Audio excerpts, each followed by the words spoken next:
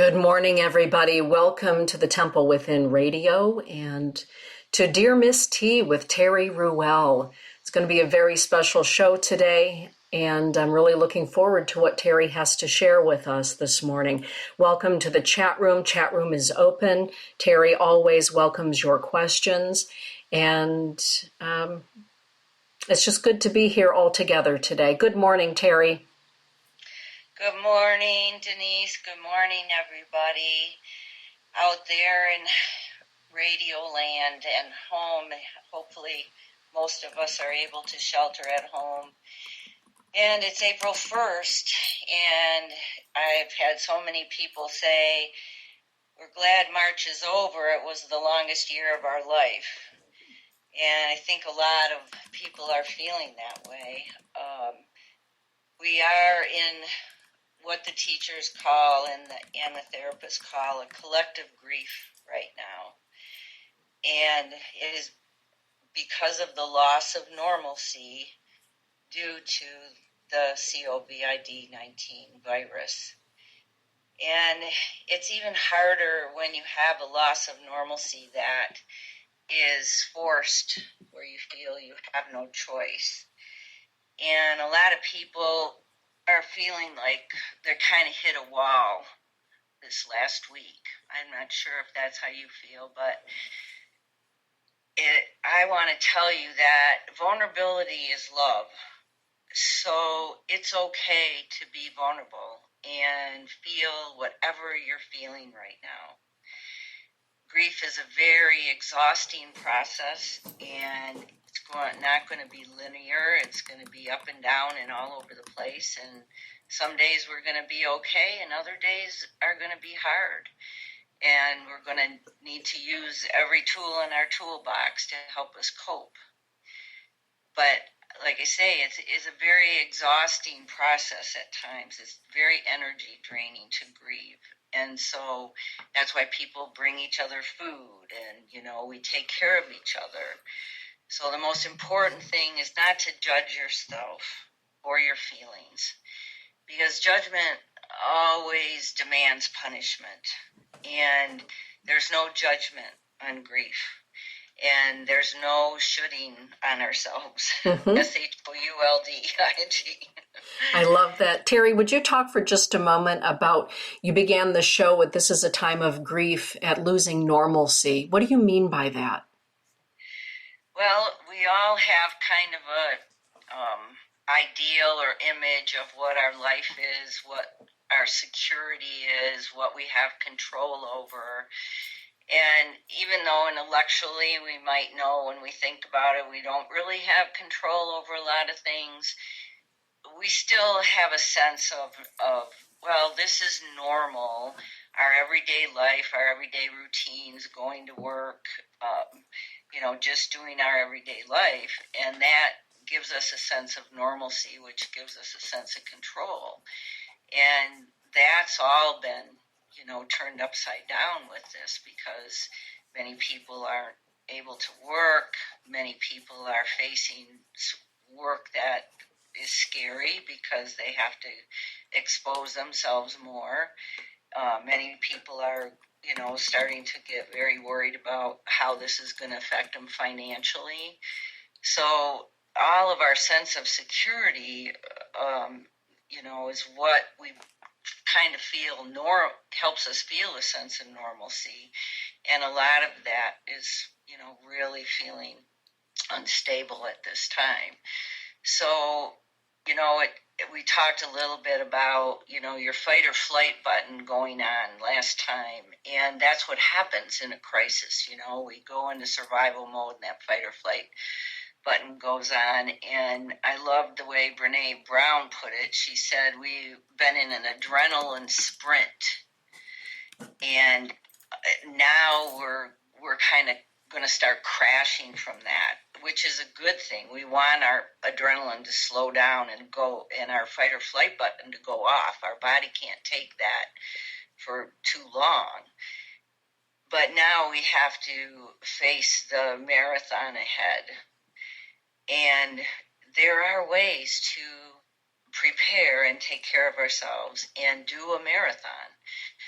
I have a friend who actually does a 100-mile bike ride every year. Wow. Which has always just, totally blown me away. I'm like, hard for me to even believe that's possible. But, she talks about how you prepare your muscles and you always stretch in the beginning and you start out with 5 miles and then you work up to 10 miles. So we do know that you can prepare and you can manage a marathon, but you have to pace yourself and you have to take really good care of yourself and you have to use the tools on a one day at a time basis. I think that's going to be the key, because part of what's exhausting in the grief of this sprint we were on was that the information was changing every day. So, you're constantly having to kind of try to readjust and figure out how do I change what I'm doing, or what should I be doing different?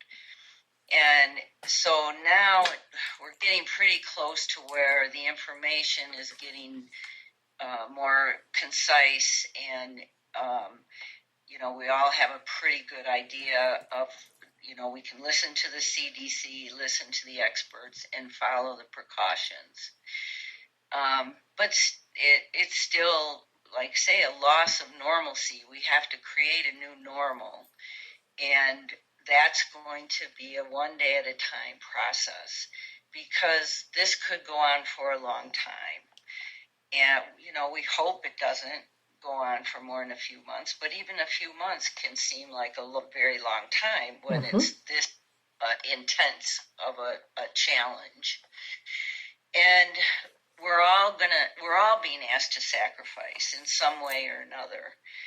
But one of the things that helped me was to remember that the word sacrifice comes from the word sacred. It means to make sacred. So every little sacrifice and every giant sacrifice these health workers are making right now are making sacred this everything, making sacred our interactions, making sacred our planet, making sacred our love, making sacred our care, making sacred everything that matters. And the healthcare workers, there's nothing more sacred than to put your life on the line for your brother or sister. Mm-hmm. These people are saints already, mm-hmm. So it might help to, on a spiritual level, when we're starting to feel down or just overwhelmed, that every little sacrifice we're making, we're helping make sacred in the world. And making sacred in the world is what overcomes evil. The opposite of evil is sacred. So there's no more important work than what we're doing right now. I love that, Terry. Sacrifice to make sacred. Yes, and staying home is a very sacred thing that people are doing right now. Sheltering in place is not easy, and especially when you have little kids and they're mourning the loss of their normalcy. They're not going to school. They're not having their regular routine, so they're going to be irritable, and they don't know how to deal with grief. So there's a lot of feeling of sacrifice, and like I say, we don't have any choice. We have to do this. We have to face this challenge. There's no getting away from it. It's affecting the whole planet. Mm-hmm. And when we don't have choice, it makes it more difficult to not be scared and not angry, because we all want that freedom of choice. So I was kind of thinking this week about, okay, maybe our freedom of choice in this, though, is how we take care of ourselves and each other in it. That we do have that freedom. And maybe that is the most important freedom. And like I say, vulnerability is love. So it's okay if we're crying together. It's okay if we're, processing our anger about the situation.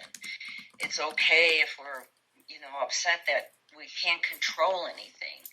We need to be able to move through those feelings to get to the other side where we can start to feel hope again and positive and, okay, I can do this. We are all in this together. We can help each other. I'm going to, do this today to take care of myself. And that means, the holistic, the body, mind, and spirit. We need to take care of our bodies. It's essential. And not only do all the precautions, but, make sure we're eating right, drinking, getting enough sleep, doing our routines as best we can, making sure we move, trying to get out in the sunshine, all the basic things that everybody's talking about. They are essential. They're very important. We want to try to have some normalcy, and those of us who are, blessed to be able to stay home, we can create a little more normalcy. We can keep our routines going as best we can, even though it's always in the back of our mind. We can say, okay, I'm going to give that to God for the rest of the day and not listen to the news, more than once a day, and do what I need to do to take care of myself and my family. And then emotionally, like I say, body, mind, and spirit, emotionally and mentally, we can not only use the tools that we know, the meditation, the prayer, the processing, the journaling, the yoga. There's amazing things online right now. Podcasts by wonderful spiritual teachers. There's all kinds of meditations for free. If you want, I can send you a post. My niece is doing gong meditations every night, which all you have to do is lay down and relax and listen to these gongs, and it's very healing. And so there's lots of things available to us online. Terry, would you post those on your Dear Miss T page? Certainly. Wonderful. Certainly. Thank you. And listening to the podcast, by all these great teachers that will keep us aligned. It's like they say, it's not about attaining or achieving. It's about staying aligned, staying aligned with spirit, allowing the higher spirits, guides, and God and all the help we have to come through to help us. So the more we stay in alignment, the more we're going to experience that help, that strength, that energy of continued healing and peace to be able to keep, moving through this one day at a time. I know one day I finally realized I probably had been holding back the tears for a while, more than I knew. And I could feel it in my chest. And I was trying to get at it in meditation, and it just wasn't coming. My mind was just too busy. And so I finally I put on a video, a song and a video that was very sad and moving for me. And it helped me get at the tears and finally cry. And it gives you a lot of relief when you get that release. We don't want to let stuff build up, because that's when it starts getting harder to process and also harder to release.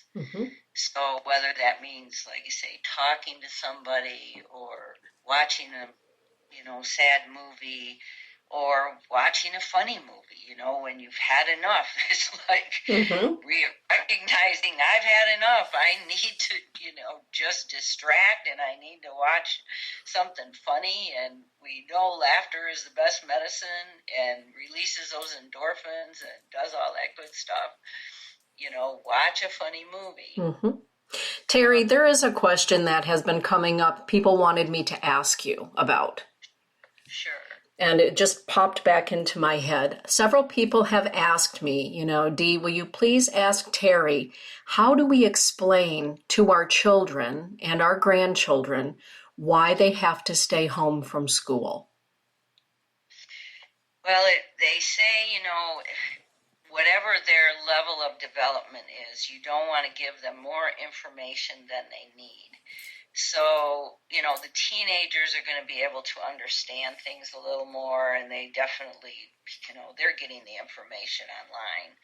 So I think with them, you can be, straightforward and honest that, yes, this is a pandemic. This is a virus that is affecting the whole planet, and we have to take these precautions. It's important and it's serious, but there are also a lot of people working on treatment and a vaccine, and most people are going to get through this and survive. Even the ones who get it are going to get through it.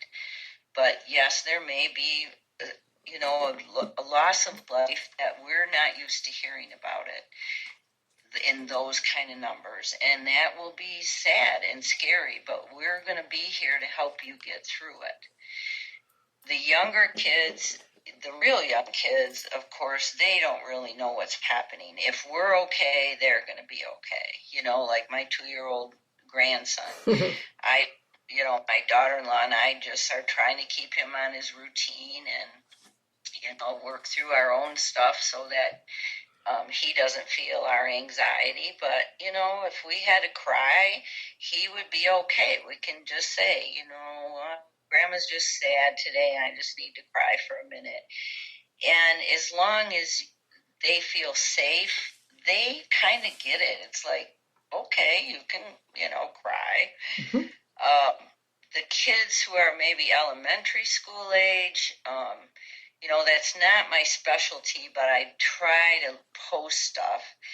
But like I say, I think they need to know, yes, this is a big change that's going on because of this disease, and we all have to do things differently.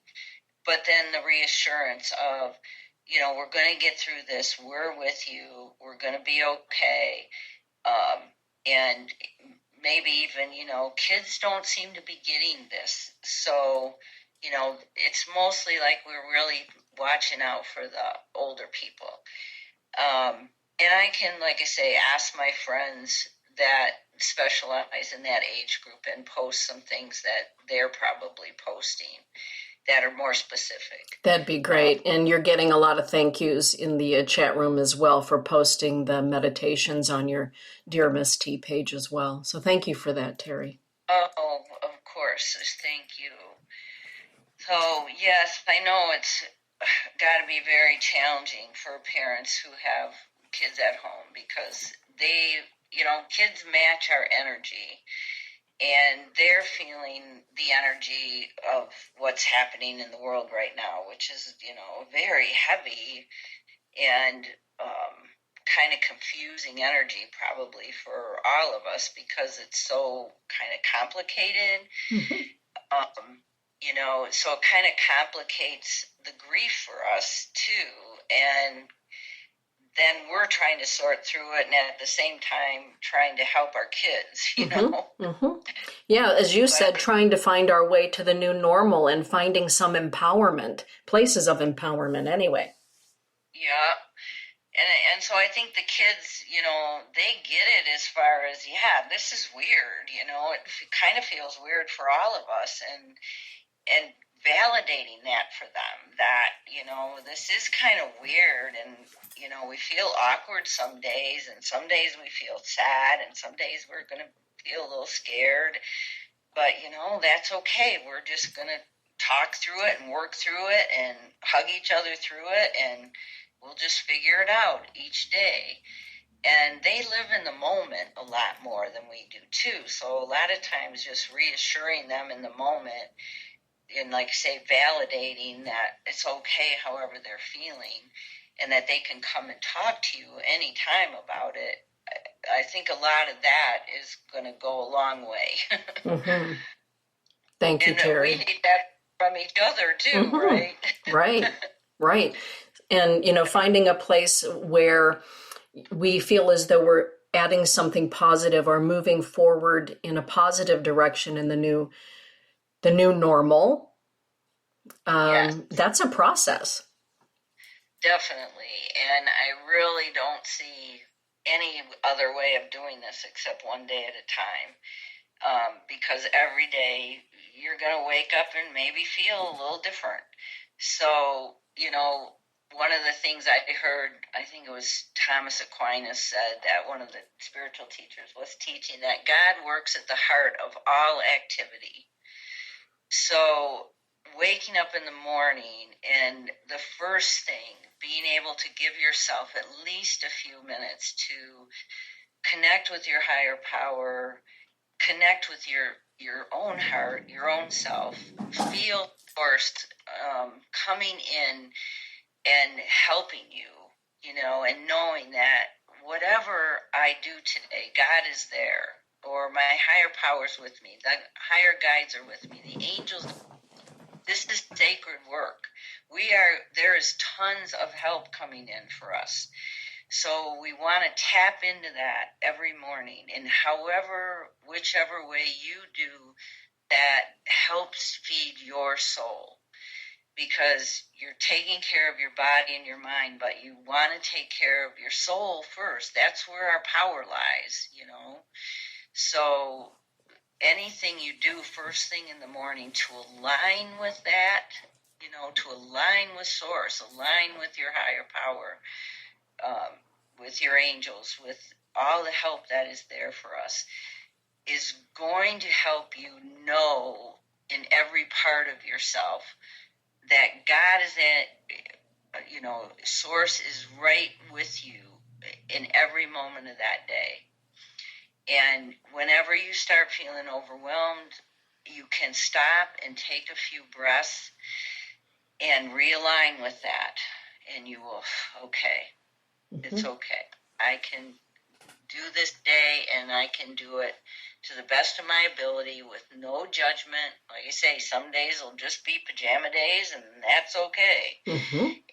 The kids will watch Disney movies with you, and that's okay. And other days you might feel very inspired and do all kinds of cool stuff. But I think everybody kind of is hitting a wall right now, and that is the coming down, the crashing from the sprint, as Brene called it. And I've seen it even here in the complex where I live. The first few weeks, or the first 4 weeks, everybody was out a lot in the morning, walking, letting their kids ride the bikes, doing stuff. And it was all of a sudden, like this week, hardly anybody was coming out. And if they were coming out, they weren't coming out until later in the day. And every day it was getting later, and I think it's just kind of that crashing and that exhaustion, and where the adrenaline now is settling, and we're out of survival mode, and we're starting to really feel more of our feelings. And, it's going to be different for everybody. There's no right or wrong way to do this, and there's no right or wrong feelings. And, some people will feel very hopeful now. They'll get a surge of, okay, I've gotten through the worst of it. Now I know how to do this. Well, Terry, as a therapist, would you talk for just a moment about the importance of how taking good care of oneself contributes to the overall well-being of all? Definitely, because if we're in a collective grief, we're also in a collective healing. So, and like I say, everything we're doing is sacred now. So every single thing you do to help yourself physically, mentally, emotionally, spiritually is rippling out into the collective. It's helping pull everybody up. I don't know if you've ever seen that. The guy who actually did the numbers, but it was it ended with like Christ and Buddha, people who vibrate at different levels actually bring up the vibration of thousands of people. Yes, I have seen that study. Okay, so I kind of think of it that way. Like, even when we're, saying our prayers in the morning or meditating or walking in nature and connected, aligned with Source, we are bringing up the vibration of thousands of people. We have no idea how powerful that is, because we are being a vehicle, for this to emanate out into the world. It's like sending Reiki and, the other energy healings we do.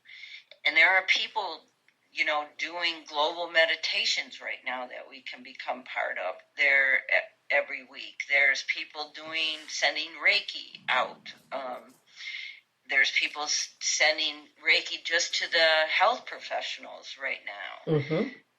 So, that is, hugely powerful healing for all of us whenever we stay aligned and stay aware or present. Did I lose you? No, yeah, I'm immersed in what you're sharing with us, Terry. This is fantastic. I so appreciate you. Well, I thought I accidentally hung up on you. I'm glad I didn't. Oh no, I'm intently listening along with everybody else. Terry, is there a way that people can get a hold of you if they're looking to have private session with you? Yes, definitely can call me 231-250-4335. Just leave me a message, or you can text me to that number. I will get back with you as soon as I can. My schedule is somewhat flexible. I might have to change on you if my daughter-in-law gets called into work more because she's a nurse, and I do watch my grandson. But if people can be flexible with me, I'm sure we can, get a time that will work. Perfect. So, Terry, we're already at the bottom of the hour for your show, and we've got 2 minutes. What would you like to share with everybody in a moment of from your heart to theirs? Well, first, I guess, and most important is just to give ourselves permission to be human in this, that this is part of the sacred path. And part of being human is part of the healing that is going to happen, because it's a recognition that we are all human and that we are all connected and that we all need each other and that we are all experiencing the same things. It maybe not at the same time, but that, we are all in this together. And then the second thing would be, most times we don't find the deeper meanings of death and loss and grief while it's happening. It often happens afterwards. So, if you go back and forth right now of what does this mean, and it's just so frustrating, and then one day it feels like, oh, this is very meaningful. That's all normal too, for us to go through. We will know what we need to know when we need to know it. We don't have to force anything. There's enough being forced on us right now. So, accepting each other where we're at and just trying to love each other as best we can through it is how we're going to all get through this. Like I say, no judgment, and not trying to bypass our feelings or our humanity, but also recognizing if we start getting stuck and reach out and ask for help, or use some extra tools, because we're creating a new normal. And if we create that new normal for ourselves with lots of great tools, physically, mentally, emotionally, and spiritually, they're going to be our habit that we're going to be able to keep going with, that is going to keep creating a better world. And so we benefit from it right now, and it's also going to be something that will become part of our life after this, and going to be so good for us. Beautiful. I love ending the show on that note, Terry. Thank you.